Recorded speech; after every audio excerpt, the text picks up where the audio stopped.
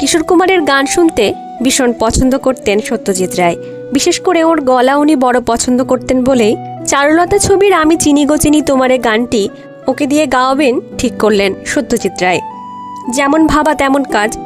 মানিক মামার তরফে রবীন্দ্রসঙ্গীত গাওয়ার প্রস্তাব পেয়ে খানিক হতচকিত হয়ে পড়েছিলেন কিশোর কুমার।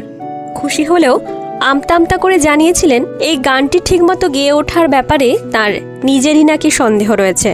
বহু বছর ধরে রবীন্দ্রসঙ্গীত গাওয়ার ইচ্ছে থাকলেও এগোননি কিশোর কুমার, কারণ তার সেই ইচ্ছের কথা জানতে পেরে আশা ভোসলে নাকি আশঙ্কা প্রকাশ করেছিলেন তিনি কবিগুরুর গান ঠিকমতো গাইতে পারবেন কিনা। রাহুল দেব বর্মন এ ব্যাপারে তাকে সতর্ক করে বলেছিলেন রবীন্দ্রসঙ্গীত গাওয়া সহজ নয়। চারুলতার পরিচালক তথা সঙ্গীত পরিচালকের দৃঢ় বিশ্বাস ছিল কিশোর কুমারের কণ্ঠই এই ছবির গানের জন্য একেবারে উপযুক্ত। রাজি হন কিশোর কুমার।